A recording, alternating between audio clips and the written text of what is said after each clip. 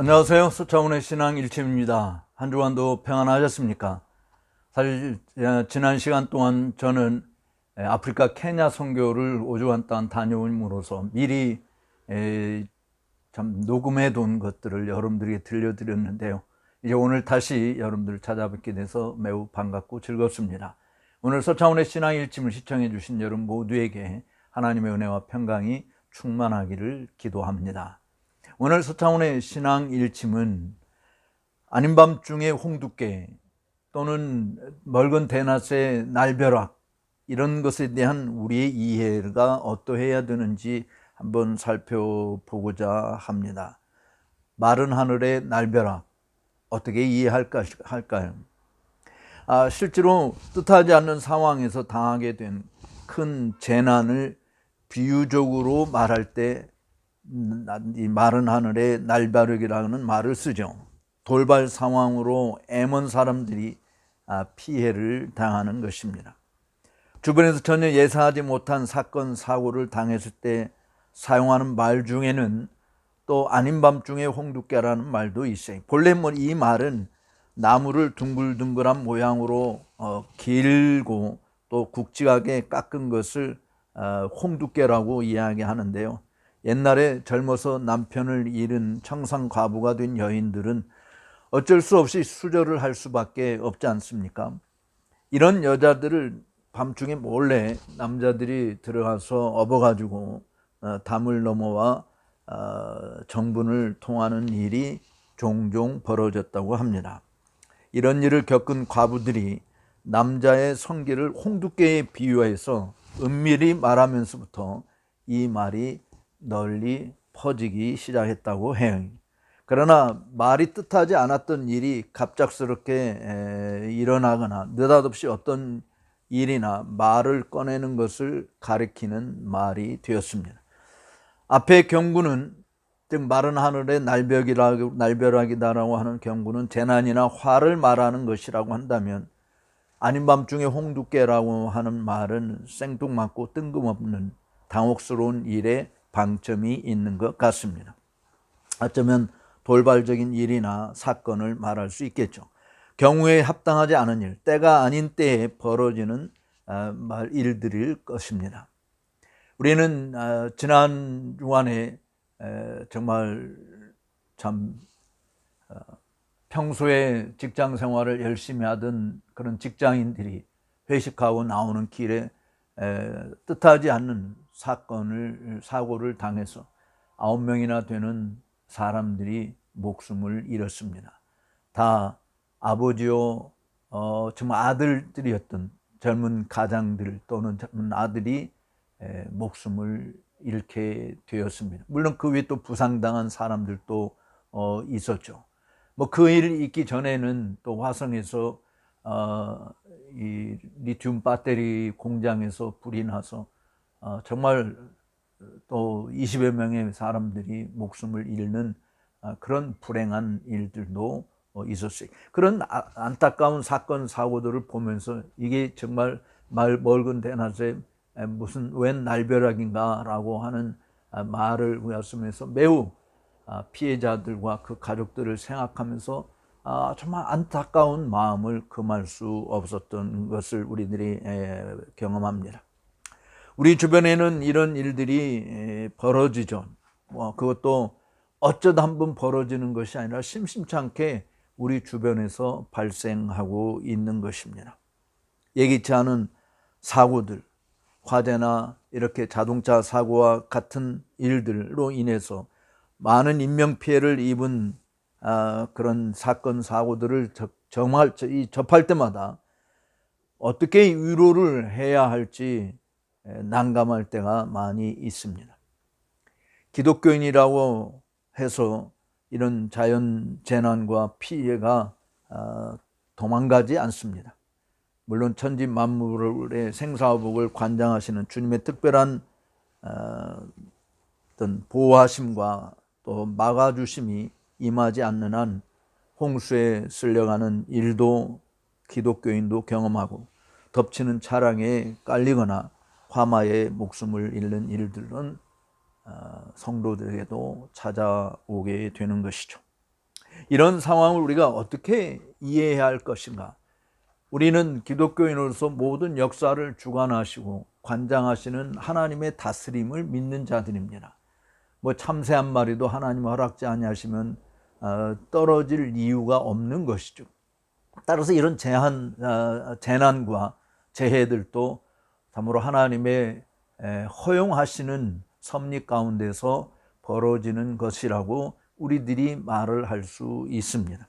그렇다고 한다면 이런 상황을 우리가 어떻게 이해해야 되는가? 정말 직장 생활을 성실하게 감당하고 또 가족들을 먹여 살리기 위해서, 부모를 봉양하기 위해서 열심히 낯선 타향에 와서 일하면서 정말 수고하는 그런 자들이 이렇게 피할 겨를도 없이 하루아침에 화마에 당한다든지 아니면 사고로 그 자리에서 목숨을 잃게 되어질 때, 뭐 사람들은 어쩌면 천생에 무슨 죄가 많아서 저런 날벼락을 맞는 것인가, 급살 맞는가, 이런 못된 말도 할 수 있을 거라고 봐져요. 그러나 정말 우리 그리스도인들은 그런 상황을 접할 때 우리가 어떻게 위로하고 대처해야 되나, 또 우리 자신에게 어떤 교훈을 가져야 되는 것인가 라고 하는 생각을 하지 않을 수 없습니다. 먼저 사실 성경이 우리에게 교훈하는 것은 두 가지가 있다고 봐져요. 하나는 누가복음 13장에 나오는 실로암 망대가 무너져서 18명이 죽은 사건에 대한 예수님의 설명을 볼 수 있습니다. 또 실로암에서 망대가 무너져 죽은 18사람이 예루살렘에 거한 모든 다른 사람보다 죄가 더 있는 줄 아느냐? 너희에게 이르노니 아니라 너희도 만일 회개하지 아니하면 다 이와 같이 망하리라. 물론 사람들의 생각에 저렇게 망대 안에서 정말 참 잘 쉬고 있든지 아니면 뭐 음식을 먹고 있었든지 아니면 뭐 어떤 일을 하고 있었든지 간에, 근데 갑자기 망대가 무너져서 18명이 거기서 급사하게 되었다. 그럴 때 사람들이 저들은 왜 저런 죽음을 당해야 되는가? 그 사람들이 다른 사람보다도 죄가 더 많아서 그런 줄 아느냐? 아니다. 너희도 만일 회개하지 아니하면 다 이와 같이 망한다라고 예수님이 말씀하신 것이죠. 뜻하지 않은 돌발 사건에 희생된 자들을 보면서 정말 생전에 저들은 우리가 알지 못하는 더 많은 죄를 범해서 이렇게 돌발적인 사건 사고로 인해서 목숨을 잃었다라고 생각해서는 안 된다라고 하는 것입니다. 그런 분들에 비해서 정말 우리는 천운이라고 가슴을 쓸어내는 일도 옳은 것은 아니라고 생각을 합니다. 주님이 말씀하신 것은 인간이 죽는 것은 다 죄로 인해서 죽는 것인데, 우리도 회개하지 아니하면 우리 죄가 우리를 단순한 사고로 죽는 것 이상으로 영벌에 처하게 된다라고 하는 것을 말씀하고 있는 것이죠. 물론 인간의 눈에 죄짓지 않는 사람으로 규정된다고 해서 그 사람에게는 사망이 피해갈 수 있다고 단정할 수 있는 것이 아니잖아요. 무병장수가 다 죄짓지 않은 자들만 누리는 천운은 아닌 것입니다. 그렇다고 단명한 분들이 그들에 비해서 엄청 많은 죄를 지어 사망에 이르게 된 것도 아닌 것이죠. 그렇다면 단명한 분들이 그 단명한 분들 가운데 우리가 뭐 순교자들이나 또 정말 하나님을 잘 경외하는 신실한 그런 성도들이 역사 속에 많이 있죠. 진리 때문에 순교를 당하거나 지병으로 수를 다하지 못한 자들이나 죄의 삭슨 사망이라는 원리에 우리가 다 포함되어 있다라고 볼 수 있습니다. 그러나 정말 단명을 아쉬워할 만한 분들이 너무나 일찍 우리 곁을 떠나갈 때 저들은 왜 저렇게 일찍 참 요절할 것인가, 요절하는가라고 그런 질문을 던지지 않을 수 없는 것이죠. 그들을 하나님은 더 사랑하셔서 더 이상 죄악된 세상에서 죄와 사망과 마귀의 권세에서 고통을 받지 않고, 죄도 없고 사망의 권세도 좌지우지할 수 없고 마귀의 권세도 미치지 못하는 주님이 계신 곳에서 영생 복락을 누리게 하는 축복인가 라고 생각을 할 수 있습니다. 물론 뭐 우리들은 땅에서 오래 사는 게 또 장수의 복이라고 이야기할 수 있죠. 그러나 사실 그리스도인으로서 우리 주님이 계신 곳에 내가 빨리 가는 것이 더 우리에게는 훨씬 나은 것이다. 사도 바울도 사실은 죽음에 임박해 있을 때 내가 죽는 것이 더 낫다. far better. 정말 훨씬 낫다. 그렇지만 너희를 위해서 내가 사는 것도 유익하다. 이런 말을 우리가 했듯이 사실은 개인적으로 보게 되어지면 정말 죄와 사망의 권세에서 참 온갖 악한 것이 우울거리는 이 세상에서 속기 떠나 더 이상 죄도 없고 눈물도 없고 병든 것도 없고 이별도 없는 그런 곳에서 주님과 함께 영원히 사는 이것이 성도가 가지는 소망이죠. 그래서 사실은 일찍 죽었을 때 우리가 사람들에게 아쉬워하는 것은 더 살아서 더 좋은 일 많이 하고 갔으면 좋았을 텐데 그동안 고생했다. 하늘에서 편히 쉬라. 이런 말을 우리가 종종 하는 것을 보게 되어집니다. 어쨌든 일찍 단명하신 분들의 삶은 또 하나님께서 정하신 어떤 분명한 뜻이 있으리라고 보아져요. 또 그를 사랑해서 하나님이 일찍 데려가신 경우도 있지만 그가 다 이루지 못한 일들을 후손들이 이 뒤를 이어서 계속해서 달성하게 하시기 위한 또 하나의 방편이 있을 수도 있는 것입니다. 반면에 악인들이 장수하는 경우는 우리가 어떻게 이해할까요? 악인들이 장수할 때 죄로 인해서 더 시달리게 하거나 또는 속죄하며 살 기회를 그만큼 더 가지게 하시는 주님의 선하신 뜻도 있지 않을까라고 생각을 해보는 것이죠.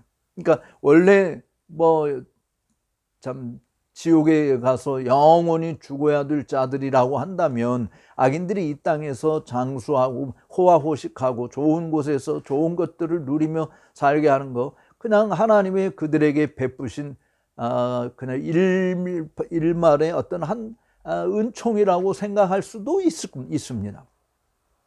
물론 그것은 그들이 영벌을 받을 것과 비교해 보면 그야말로 눈 깜짝할 사이에 지나가는 것들이 일장춘몽과도 안 되는 그런 것이에요. 그러나 또 그렇게 장수하게 함으로 인해서 이런 시달리는 그 욕구에 정말 불만족하고 온갖 고통스러운 일들을 보면서 하나님 앞에 회개할 수 있는 기회도 가지게 하시는 하나님의 뜻도 있다고 봐져요. 동시에 어차피 영벌에 처할 자라고 할 때 영원한 것과 비교할 때 일순간도 되지 않는 지상의 삶을 잠시라도 누리게 하시려고 하는 하나님의 최선의 배려를 우리가 생각해 보면서 악인들이 장수하고 호화호식하는 것을 우리 성도들은 결코 부러워하지 않습니다. 성도는 하루라도 더 하나님을 영화롭게 하고 그를 영원토록 즐거워하는 삶을 살 기회를 가지는 것이고 악인은 죄에 시달리고 욕망에 쪼그라들고 허영에 넘어지는 것들이 대부분이겠지만 그만큼 속죄할 기회도 가질 수 있을 만큼 속히 회개하고 돌아서게 하는 것이 복된 길을 가는 것이다 라고 말해줄 수 있는 것이죠. 그것이 예수님이 실로암 사건을 통해서 너희도 회개하지 아니하면 이와 같이 망하리다 라고 분명히 말씀하신 이유일 것입니다. 주님이 아닌 밤중에 홍두깨와 같은 사건 사고를 우리가 겪게 되었을 때 그리스도인에게 주는 교훈은 피해자와 유족들을 향한 그리스도의 위로와 사랑을 실천할 기회를 갖게 되는 것입니다. 모두 혀를 차며 지나칠 때 상처를 싸매고 치유를 위하여 수고의 땀을 흘리는 그리스도의 사랑을 실천하는 성도들이 있다면 하루아침에 사랑하는 가족을 잃은 자들이 우리들을 통해서 크게 위로를 받을 수 있을 것입니다. 그리고 하늘의 소망을 가지게 해주는 계기도 만들 수 있는 것이죠.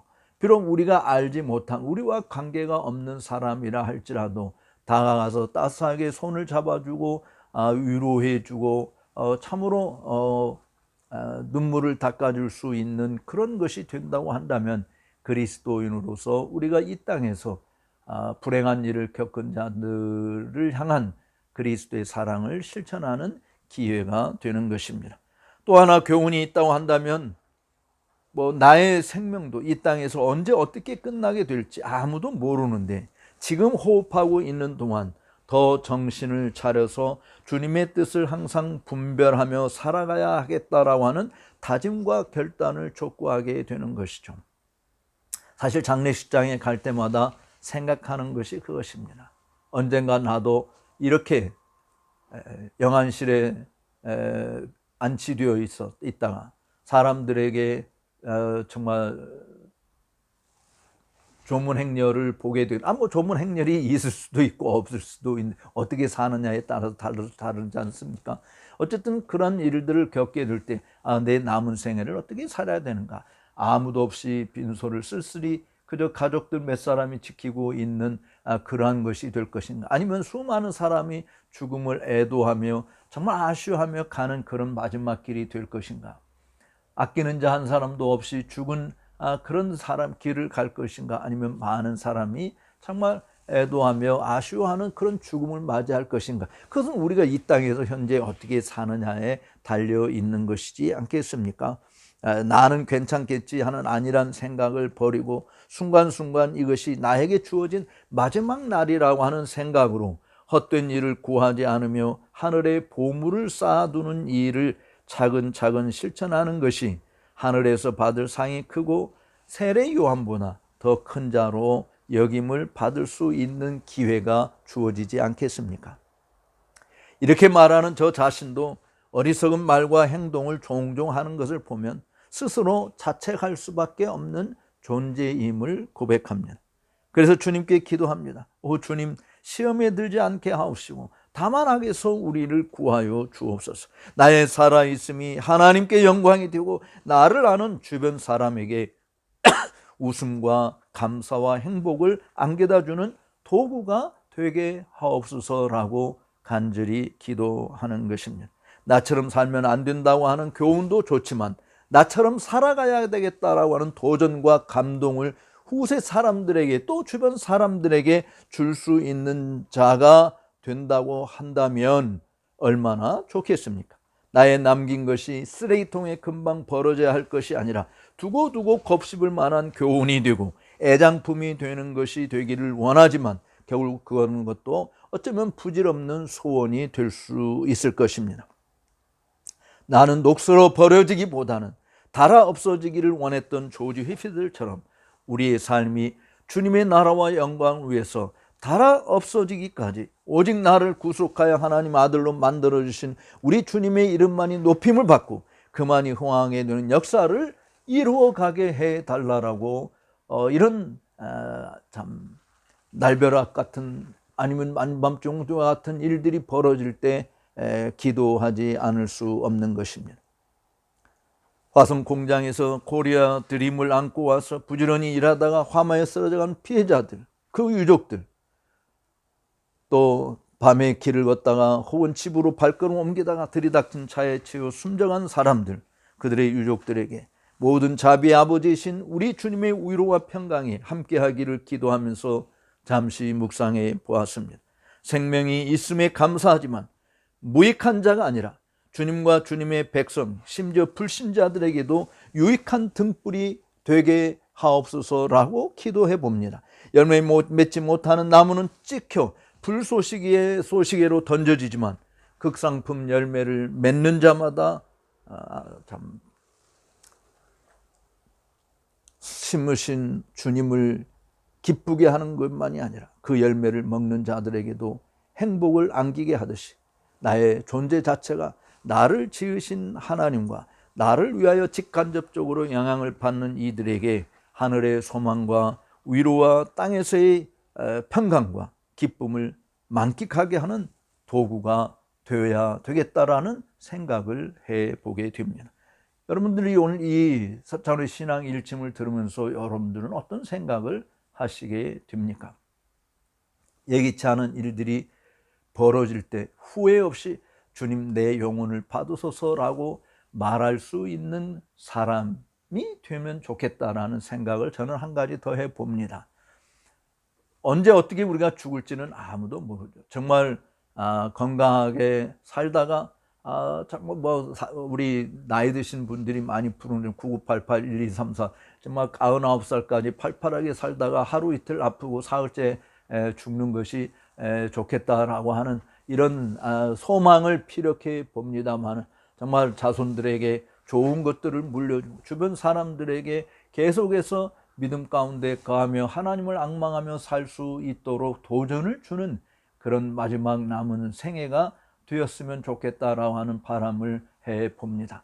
다시 한번 뜻하지 않는 사건과 사고로 인해서 목숨을 잃어버린 유족들, 피해자를 둔 유족들에게 하늘의 위로와 소망이 가득하기를 위해서 기도하며 또 그리스도인으로서 그들에게 사랑의 손길을 내밀 수 있는 기회를 가지게 될 것을 소망하며 보면서 오늘 서창훈의 신앙 일침을 마치도록 하겠습니다. 나가시기 전에 여러분 구독하지 않으신 분들은 구독해 주시고 또 좋아요라는 버튼을 눌러주시면 감사하겠습니다. 다음 주에 다시 찾아뵙도록 하겠습니다. 감사합니다.